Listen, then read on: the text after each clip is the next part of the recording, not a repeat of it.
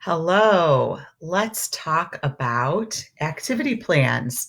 It's week 3, and you have a blocks activity plan due this week, and you will have 9 more activity plans due throughout the rest of the class. So I want to make sure that you understand exactly what I am looking for.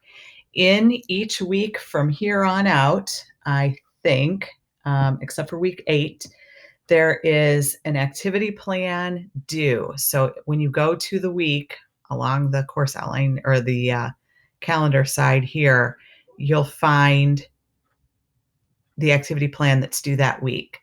It says blocks activity plan, assignment, and Dropbox. That's important to remember. That's where you're going to go to find the assignment. You'll want to click here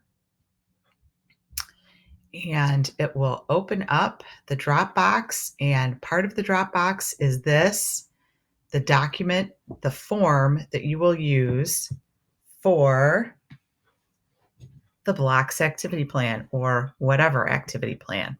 So here it is. Now, what you need to do is you need to also have opened up. I'm going to close this for just a second so that we can go back to the learning objectives and development standards. This is a link to the Illinois Early Learning and Development Standards. These are standards for preschoolers. And what we want to do is make sure that when we're doing our activity plans, we include references to the standards. So you'll want to have these open up. And you'll also want to have your activity plan open. This version of it is a place where you can just click on each individual section of it. We also have in here a very handy PDF version of it. So that'll download the whole booklet, which is the same as this booklet right here. Okay. But it's all there. And this is set up by the Illinois State Board of Education and some other education groups. And these are developmentally appropriate to a certain extent, development goals and standards for early childhood teachers and students, obviously. So let's go back to this activity plan. So here we have the activity plan. This is something we're going to do in the blocks area.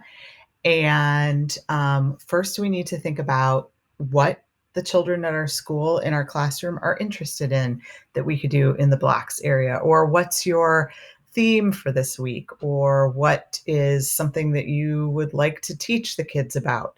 So let's just do something about building houses.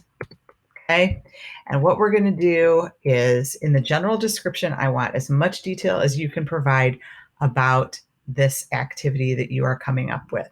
So the children are learning about their communities.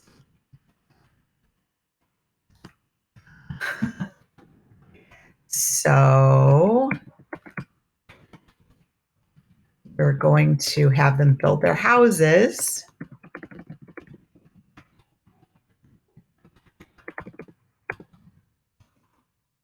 In the blocks area.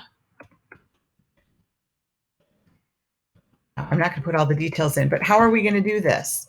Well, we're going to ask the parents if we can have pictures of their houses so they can each have a picture that they can try to build, right? Like a replica of in the blocks area. We're going to have the kids draw pictures of their houses and have that in the blocks area. We're going to put little people in the blocks area so that they can play with them in the houses. Okay. So those are some ideas. And then we're going to talk about what development areas we are focusing on here, right? So obviously we're focusing on small motor, so we can highlight that. We're focusing on Cognitive, because we're thinking about how a picture, how they're taking the information from the picture and translating it into the building. It might be creativity. It might be social emotional too, if you're doing it in pairs. It might even be language if you're having them talk about it, right? So, learning objectives. This is the important part. We want to talk about how children are learning or what they're learning as they do this. What are you trying to get out of this activity? How do you want children to leave this activity? What new knowledge or development do you want them to have? And we need to reference at least one of the Illinois Early Learning Standards that my activity will work towards. So I want to go back to the Illinois Early Learning Standards here.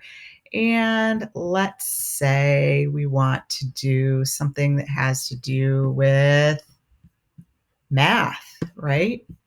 Because there's a lot of stuff in here before you actually get to the standards. And you can see on the side there, it tells what learning standards we're looking at. Math. So, how could blocks, building houses in the blocks area, be math? Well, it's spatial awareness, right?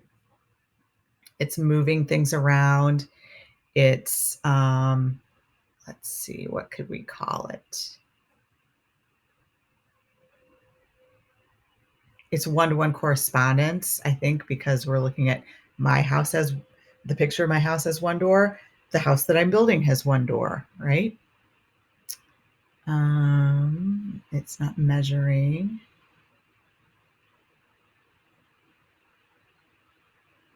Let's say it's recognize, duplicate, extend, and create simple pattern. No, not that really either. We'll keep looking.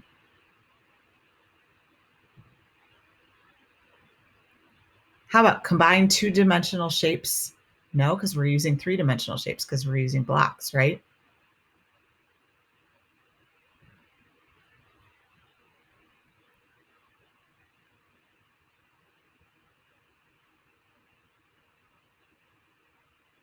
Here we go. Organize, represent, and analyze information using concrete objects, pictures, and graphs with teacher support. So this is more about graphing, but it could be using the blocks to represent buildings, okay? So let's just use that one. So what I'm going to do is actually see if I can copy it and paste it into my document. Let's see if we can do that. I can, yay. And then I also want to know, I want you to talk about, so how does it promote development? This activity promotes cognitive development as children use one-to-one correspondence to recreate their homes. They will use their creative skills to build buildings, etc., etc., etc. So this is probably 4-year-olds, because 3-year-olds are not going to be able to be quite as intentional. What we need are blocks. We need little people for the blocks area.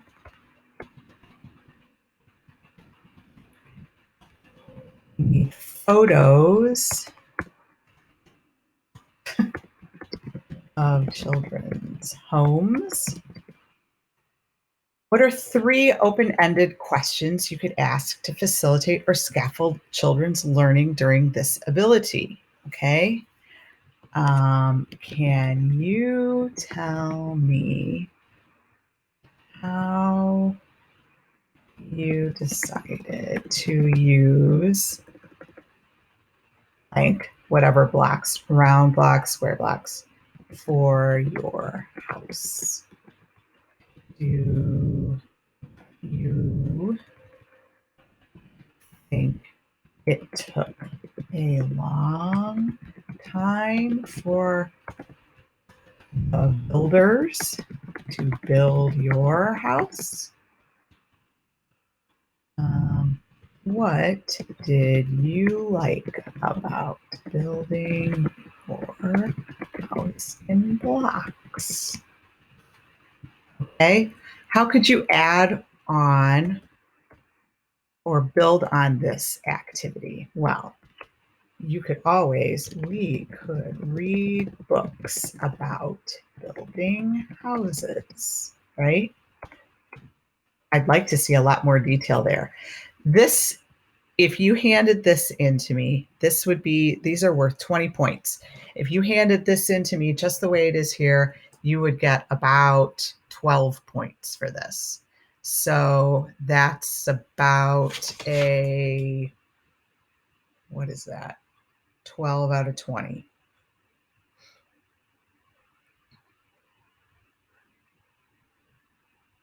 60%. That's not great. So I want to see a lot more detail. I want you to tell me exactly what's happening. I want you to tell me why you're doing the things that you're doing. I want you to tell me what you think the kids are getting out of it. I think two of the most important areas are going to be the general description and the learning objectives. I want you to start thinking about, what do I want kids to know, and then figure out a developmentally appropriate way to do it. When you're done with this, you will take it and you will download it into, I'm not going to save that, the Dropbox, submit it.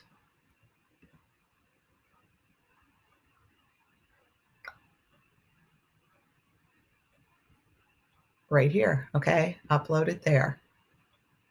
I don't have one right there, but okay. So that's how you do it. If you have any questions, always send me an email, hit me up on Remind, give me a call, come to my office hours. I am more than happy to help you. You have to do 10 of these throughout this whole semester. So you want to make sure you know what you're doing. Okay? See ya.